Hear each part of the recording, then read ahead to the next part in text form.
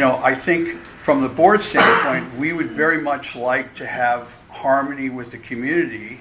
Correct. But by the same token, we want to balance the, security considerations, liability considerations, obviously the deer considerations, which is why we thought, well, maybe at the end of the day, the best solution is to get the deer out of the enclosure, secure it, so that the deer can go on their way and we don't have any deer.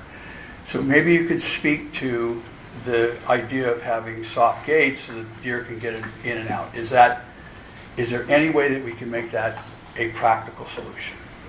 So the risk with having the deer passageways, you're really then cutting a hole in the fence to put the deer passageway in there. So if you imagine a full-size buck making its way through the deer passageway, there are also human beings that could make their way through the deer passageway. Also, other animals, dogs, things along those nature that can get through. It's not the images that I've looked at, it reminds me of like a walking cooler. That, if you've ever worked in a restaurant where you've got the plastic that comes down and you can easily float through in and out, in and out. So it's not, while I understand the thought isn't just going to be deer, there are other things, humans included, that can make it through the deer passageway. I've asked if there are any deer passageways similar to this installed on any other property gates in the Keys. I did reach out to FWC, I reached out to U.S. Fish and Wildlife. They were not aware. I consulted with and asked Dr. Mader if he was aware of a similar gate, just so I could actually see one in action and see if it's possible to keep human activity from entering the property through that passageway. But they weren't aware of any in use in the Keys on a fence similar to ours in a circumstance like the colleges on that property. So the concern is what is inside the property and the condition of the buildings. That is what we want to keep humans away from. There also are concerns about folks who have created some camps on some other federal land in Big Pine Key, that we want to keep those folks from making camps on our property. We do not have personnel on the property each day, so it's not as if we have a mechanism to track. We have installed 5 security cameras on the property that we do receive notifications if somebody is on the property, but sometimes we don't. So let me tell you, where are those cameras? 2 are at the front gate, 1 is at the back gate, and we have 2 within the interior of the property. Now, when we met with Valerie, you agreed to install some cameras by the water holes. And are those installed, or are they going to be installed, or? They have been ordered.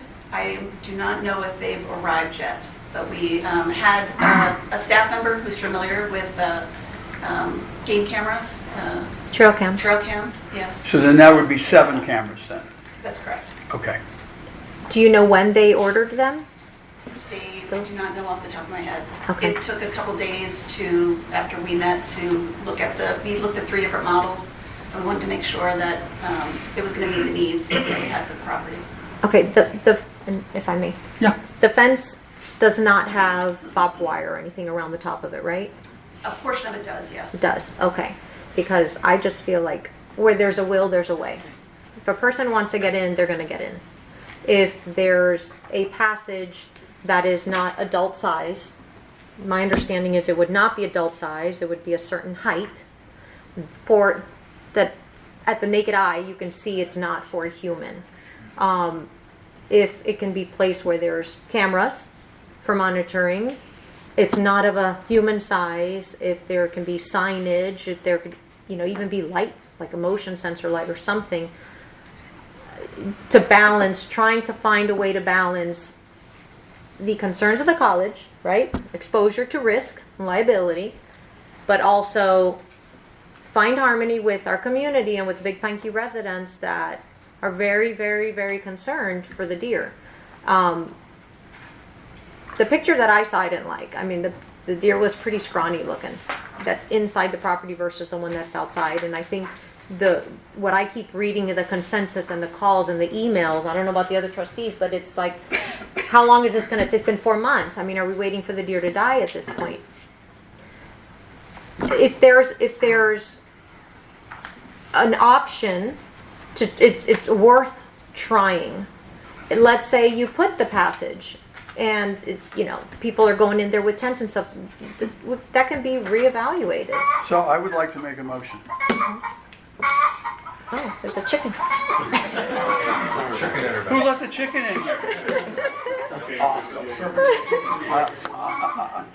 I think it is very important for the college to do everything it can, and this may not be possible, but I think we should try everything we can to have the best possible relationship with the community. Agreed.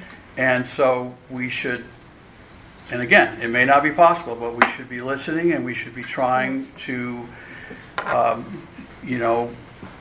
listen and working with the community to try to come up with a solution. At the end of the day, it may not be possible, but we should try.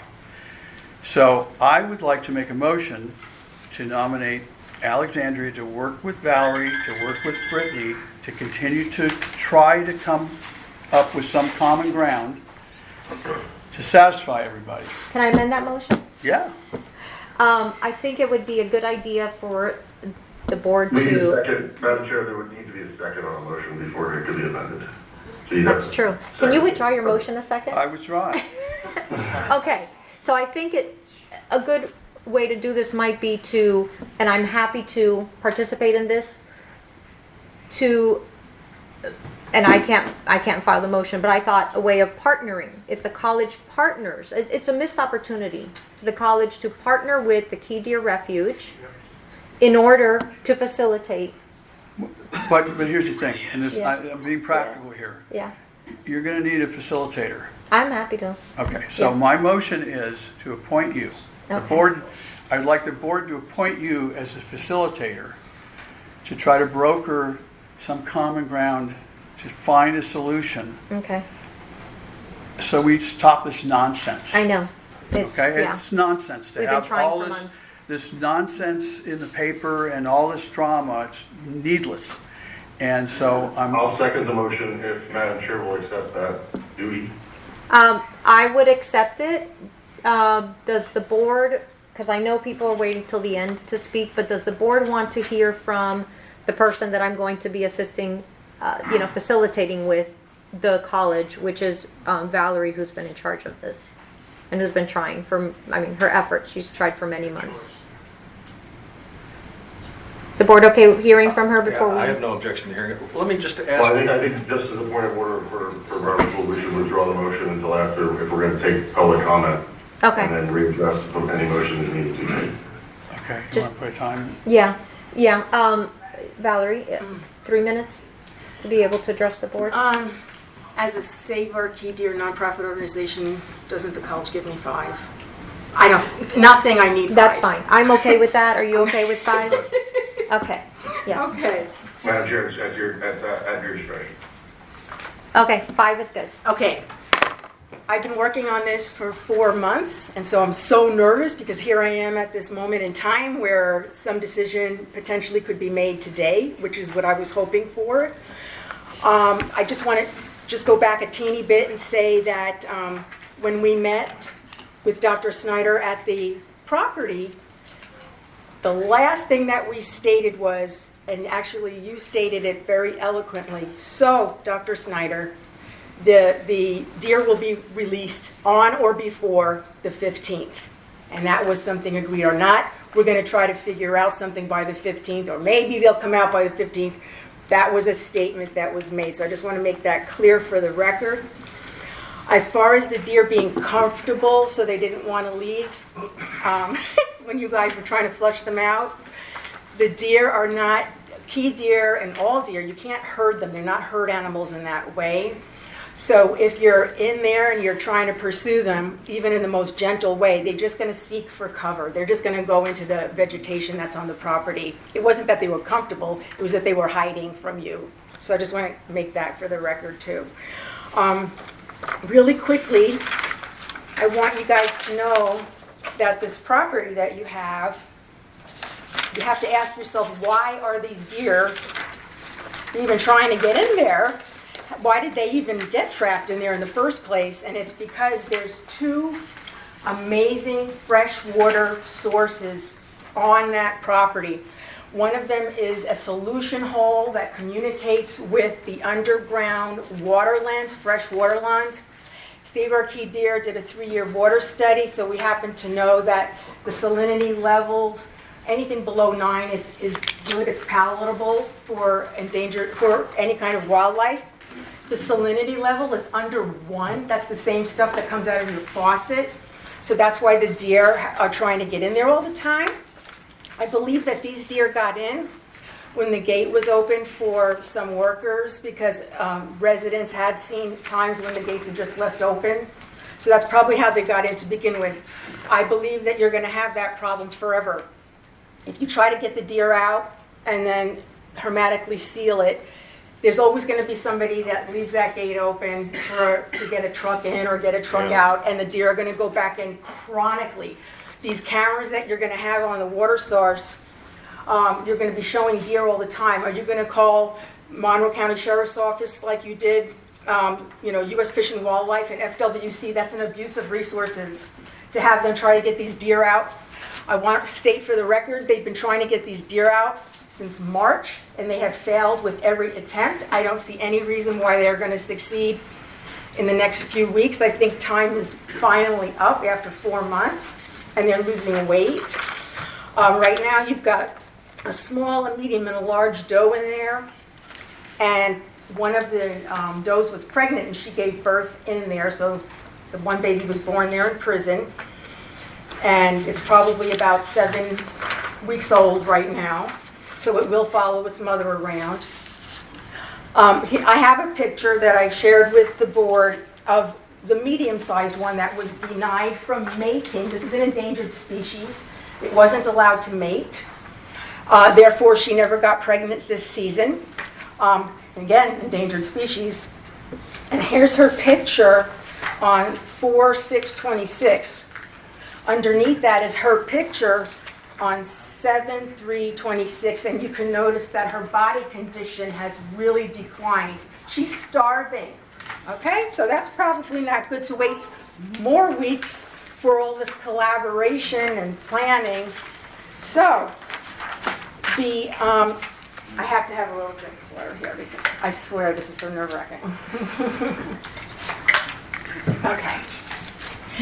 The soft gate that we're talking about is only going to be 2 feet by 2 feet. It should be under your security camera to make sure that people don't go in there, and it should have signage that says it's a wildlife passage, no human entry. If somebody wants to go on that property right now, there's no razor wire. It's just a 6-foot chain link. They're going to pop over anytime they want. So I don't think this gate's going to be anything different. I have exactly where the best location for this soft gate would be. I can actually make the hole tomorrow, and these deer can go in and out. So it's not just a matter of letting the deer out. It's a matter of all of the deer in that region being able to go in and out, access that fresh water. We're having a drought. We have very bad heat. They deserve that part of the habitat. That 10.5 acres is an important part of their habitat that we should not be denying the deer from. They've been using it for 10,000 years. When it was a prison, they left the gates open at all times so that the deer could go in and out because it was a low security prison and they had guards. So why all of a sudden, after 10,000 years, we feel that there's some great need to do that? 24% of the key deer's diet is mangrove. That's Klimster and Dooley 1990. There's no mangrove in there, so they're being denied the variety of foods that they need. I say, let me make this hole tomorrow. We can make it beautiful. If you don't like it, if you think people are going through, we will pay also for the repair of it to put it right back the way it was. Thank you. Thank you. Okay, so we have can I restate the motion? Yeah, I just don't know if we need to, for purposes of sunshine, let public comments before there's a motion and a vote. Okay. Just if you guys okay with that? I'm just gonna, make sure that they have a chance to speak to the board. Insurance on your employees? Pardon? Insurance on your employees if somebody gets injured cutting the fence. Oh, I have my own liability Okay. for that, yes. And I've also consulted with the 2 leading top biologists on the size of this thing and location and all of it. So, And you said it would be 2 by 2? 2 by 2 or, you know. It's got to be. More or three. less. I would rather it be Approximately. 2.5 by 2. Okay. But one biologist and who's like the grand PhD, Dr. Roel Lopez for Texas A&M, who actually has done a lot of published studies on key deer fencing and all of this, to do the underpasses, to do the US 1 exclusion fence. He said 2 by 2. Dr. Phil Frank, who used to be a manager there, who's also a biologist, he said you could go do that, or you could do 2 by 3. Okay. I would do 2 by 3. I don't think you want to make it too small. I'm sorry, Look, Bob? I would go 2 by 3, just my Yeah, suggestion. I mean, but I'm I have fine. another question. I'm good kind with of- that. I have another question kind of related. Uh, Do we have a problem with people going in there that shouldn't be in there? I mean, is this, Not are we that the fixing something that's not really a problem? Not that the residents have, I've asked that question of the residents that live there. Is there a problem before that? You guys put the fence up in August, this last August. Prior to that, Hurricane Irma destroyed lots of pieces of the fence, and so the deer, you know, obviously were going in and out all over the place. I don't know if there's ever been an incident, but the people that live there said, like, in the last 5 years, there hasn't. When I visited, I didn't see anything like tents or No, anything like that. You know, I think, you know, we're stressing out so much about people getting in there, you know, that I can understand letting the deer in and out. That's fine. In fact, Well, that's why I'm proposing, you can't work it out here. Yeah. And that's why I'm proposing to have Alexandria, Okay. as a representative of the board, work with Valerie, work with Dr. Snyder, to try to find some common ground. Because we cannot work it out Yeah. at this meeting. Okay. All right.